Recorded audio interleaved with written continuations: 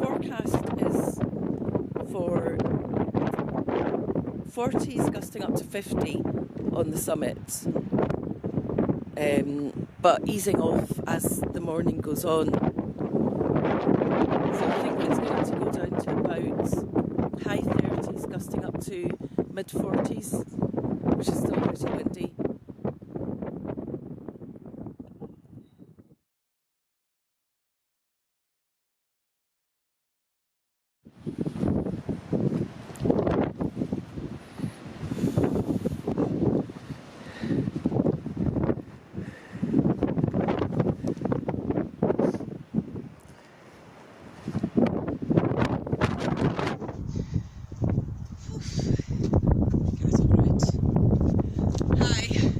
Just crossing the dam at Lark.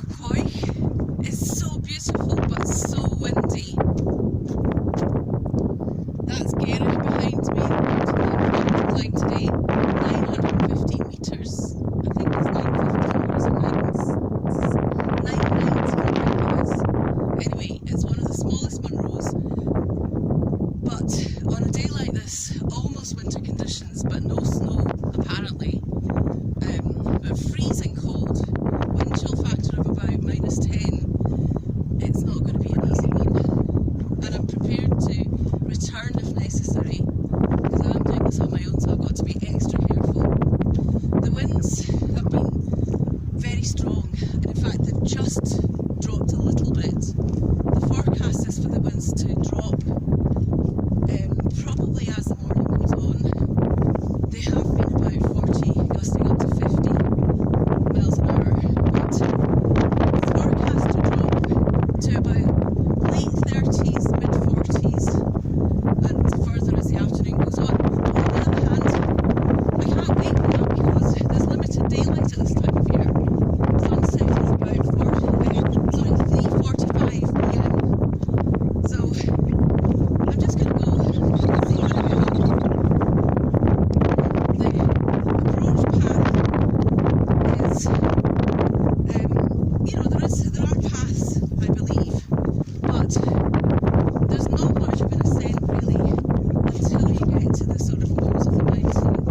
It's quite a gentle ascent until then, and then you go up about 250 metres, very steep ascent, and that's the bit that can be tricky, potentially dangerous. So I've got my micro spikes with me. I decided not to bring ice axe and crampons because it's not quite that kind of weather. But if I do see serious ice, I will turn back. I know that sometimes people say that it could freeze while you're actually on the mountain, so you should bring crampons in case, even if it looks okay as you approach for the return, in case it freezes during the day. But I don't think it's going to take me more than 40 minutes at the most to get down to the more gentle part of the path. So I made the decision to leave the crampons in the car.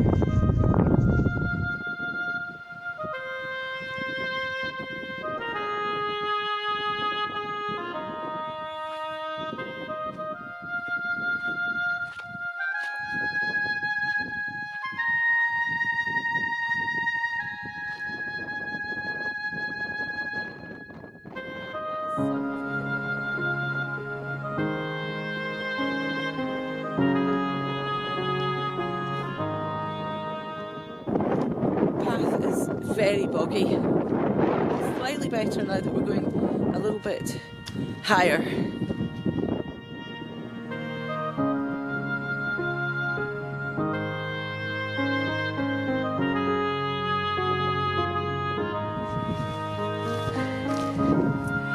Still a lot of bog to go around. In between the bog patches, the path's pretty good, but the bog really slows you down. Each time you come across it, you have to find a way round it or risk getting stuck.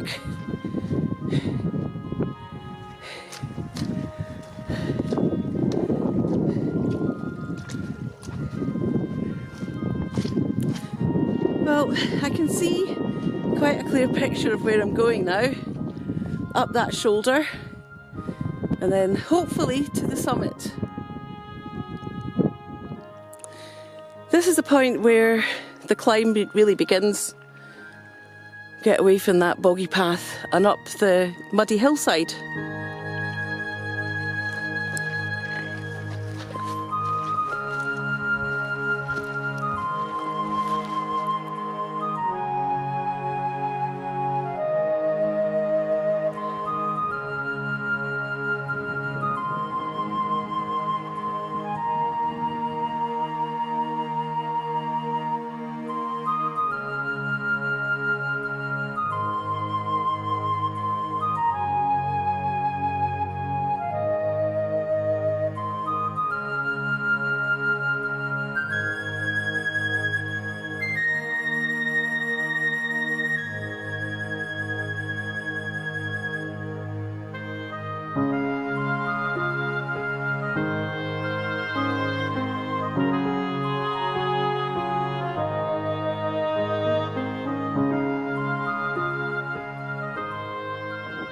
And I'm a little bit closer to my goal of Gairich over there. Beautiful views towards Loch Gairich and Benty.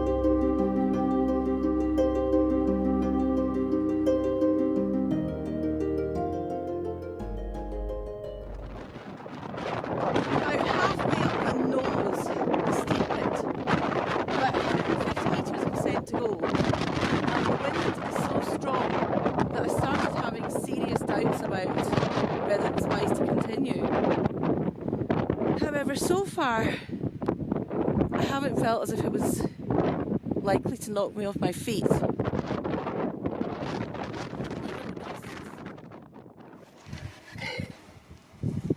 Looks like there's another bit of scrambling here, and I think that's me almost at the summit. The wind is coming from the northeast and this rocky bit is on the south, so I think it should be fine to up climb and to down climb. Well, that wasn't quite the summit. Another wee bit to go. Anyway, the wind seems to be a little bit lower. Let's hope it stays that way.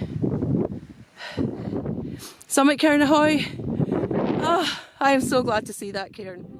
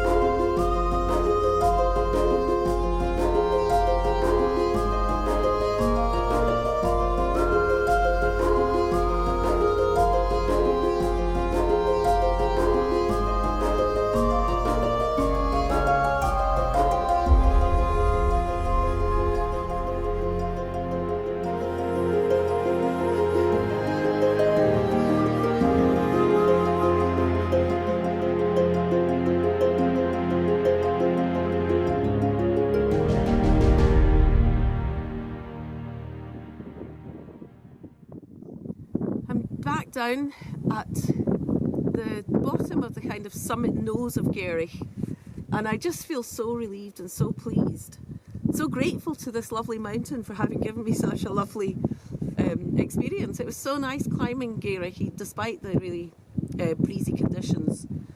And I just don't want people to think that I take the idea of going up a mountain like Gairich, which is kind of technical, even though it's one of the lowest Munros. You know, it's only 919 metres ascent altitude.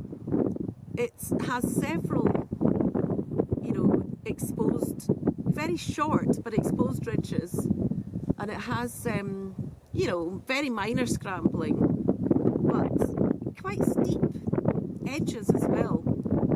So it's not something to be taken lightly. I think in summer I would happily go up this mountain on my own, and I'd know that there'd be a lot more people around, whereas this is a Thursday and I knew that I was going to be on my own today.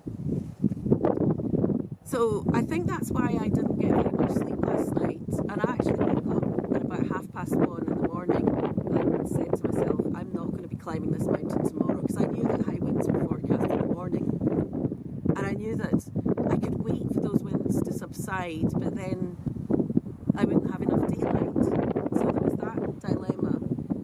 But in the end I decided to go for it and see how far I got, and I was willing to turn back if necessary. So I'm going back a bit. Yeah, so as I say, I don't climb the mountain on my own at this time of year lightly. It doesn't matter. The fact is that there's not as much daylight. It's about 7 hours of daylight. It's very cold. And if I was to just sprain an ankle, things could be really horrible. So you might say, well, I'm not actually down yet, but I've got so much gear with me, including my bothy shelter, that if the worst was to happen and I was to have some horrible fall, then at least I would have some shelter. I was imagining horrific things in the middle of the night, and you know, which could happen, and they do happen to people, unfortunately. You know, just putting a foot wrong, having a bad fall, and maybe your phone's broken in the fall. Maybe you can't get a signal. How long would you survive in those conditions? I'm at 600 metres now, and I've got a lot of gear with me.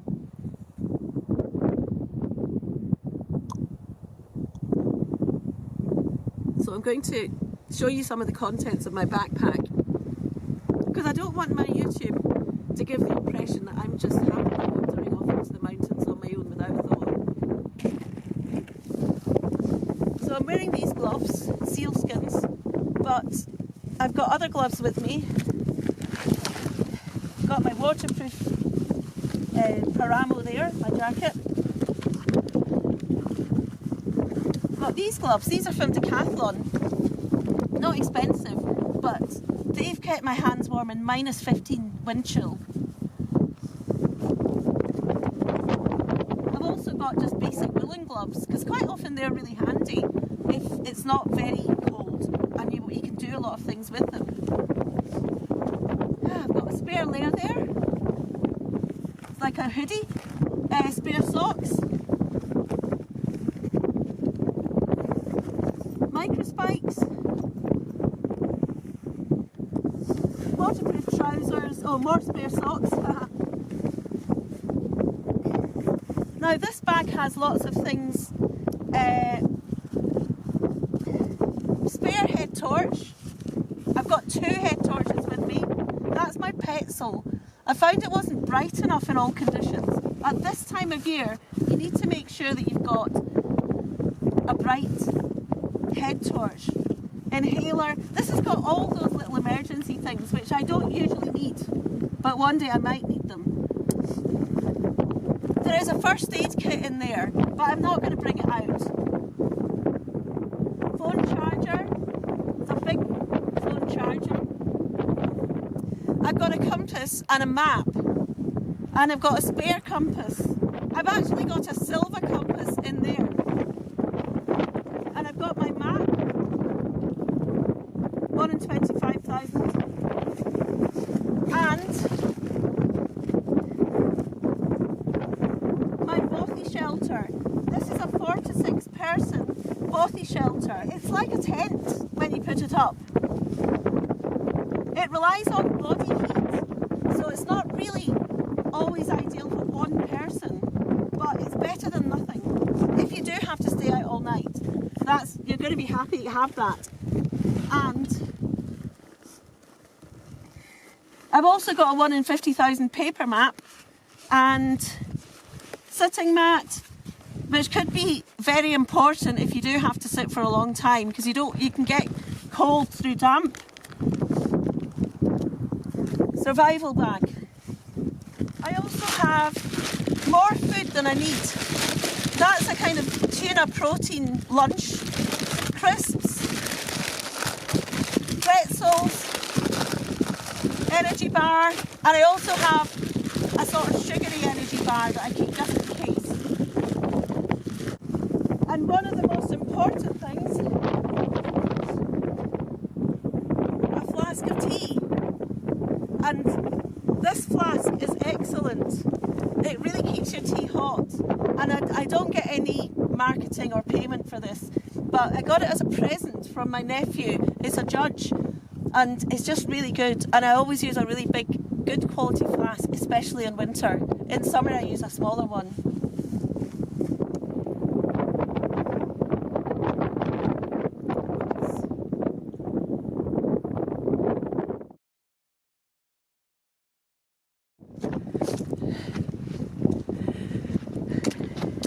Back on the flattish and gently descending boggy track that leads back to Loch Cuish and my car.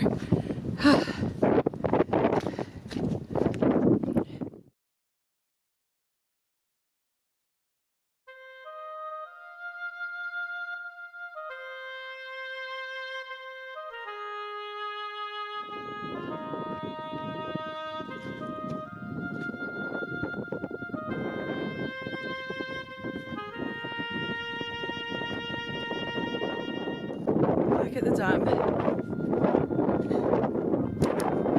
Luckily, well, it's still light.